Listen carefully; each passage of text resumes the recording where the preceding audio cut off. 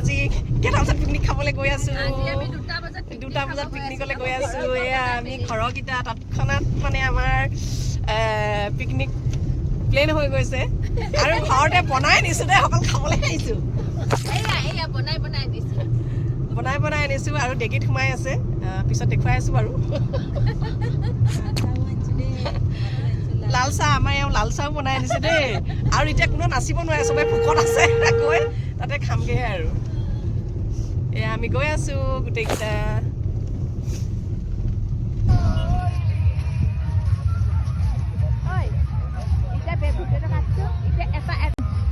ক'ত কি আছে মই বেঙেনা ফ্ৰাই লৈ আনিছো হেৰি নামে পাহৰিছো ফুলকবি আৰু আলু আৰু পিঁয়াজ পাত অলপ আৰু তাৰপিছত ইয়াত আছে দালি সম্ভৱ নেকি দালি বইল দালি ধনিয়া দি আমাৰ সাডেন পিকনিক দে পিকনিক ইয়াত হ'ব তোমাৰ কোনো প্লেনিং নাই দে ভাত এই ভাত আৰু কুকাৰটো ভাত আছে সেইটো দালি তাৰপিছত ইয়াতে কি আছে মিক্স চব্জি বন্ধাকবি মূলা আলু বন্ধাকবি মূলা আলু চব্জি বন্ধাকবি দেখাই দিয়া বেঙেনা ফ্ৰাই য়েছ ইয়াত আছে মাছ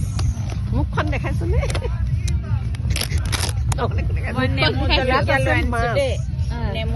ইয়াত আছে এয়া মাছলি এয়া মাছ ফ্ৰাই আৰু ধনিয়া তাৰপৰা এফালে জলকীয়া আৰু নিমখ আৰু এইখিনি কি আছে বা এইখিনি আনিছে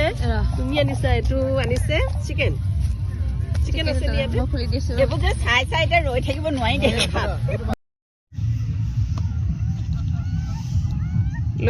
লৈ থাকা বাৰী খাই থাকা লৈ থাকা চবেই চব ঘূৰাই থাকা এফালৰ পৰা পানীটো এতিয়া ক'ৰবাত ল'ব লাগিব পানী গিলাচ আনিছোতো এয়া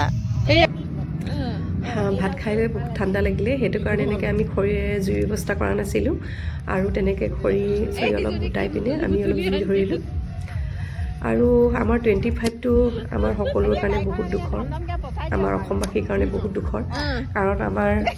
হিয়াৰ মতো আমি জুবিন দাক হেৰুৱালোঁ কি কৰিম